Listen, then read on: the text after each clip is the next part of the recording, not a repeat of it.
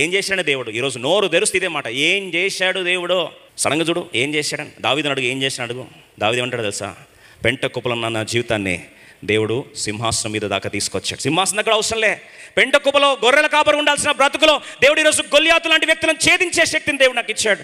ఈరోజు అందరూ పాట పాడుతున్నారు, నాకు సౌలు 1000 కొలది, దావీదుకి 10,000 కొలదని పాట పాడుతున్నారు. ఎప్పుడో సింహపు చేతిలో చచ్చిపోవాలి, ఎలుగుబంటి చేతిలో చచ్చిపోవాలి, ఆ రోజు దేవుడు కాపాడలేదా?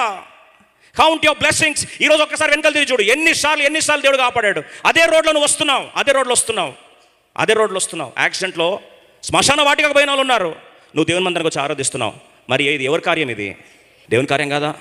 అదే కోవిడ్ నువ్వు దాటుకొని వచ్చావు, నువ్వు బ్రతికావు, వేరే పోయారు, మరి దేవుని కార్యం కాదా?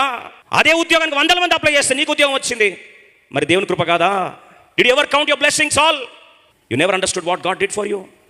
Count your blessings. అందుకొరకే కీర్తన అంటాడు, నా ప్రాణమా యెహోవాను సన్నుతించుము, ఆయన చేసిన ఉపకారాలు దేనిని మరవదు. ఎన్నిసార్లు ఐ వాంట్ అన్నాం కానీ ప్రభా అసలు నా జీవితంలో నేను కాదు ప్రభా, నా దృక్పథము నీ వైపు చూస్తున్నాను ప్రభా, సమస్తం నువ్వు పెట్టిన భిక్షే కదా నాయన, రుణస్తుని నేను ఆరాధిస్తాను ప్రభా. దేవుని ప్రణాళికలు నీ పట్ల ప్రత్యేకమైనవి కాదా?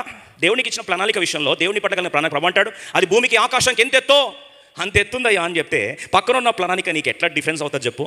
గ్రాటిట్యూడ్ ఉన్న దగ్గర, కృతజ్ఞత ఉన్న దగ్గర, స్తుతి ఉన్న దగ్గర అసూయాత్మ పని చేయదు. ఒక మాట చెప్తా, కృతజ్ఞత ఉన్న దగ్గర నీ వనరులు కూడా మల్టిప్లై వెళ్ళిపోతూ ఉంటాయి. 5 రొట్టెలు 2 చెప్పు తీసుకొని యేసు పైకి చూసి కృతజ్ఞతాస్తుతులు చెల్లించాడు, 5,000 12 గంపలు మిగిలే. కృతజ్ఞతాస్తులు చెల్లించేవాడి చేతిలో ఏది తక్కువ ఉండదండి.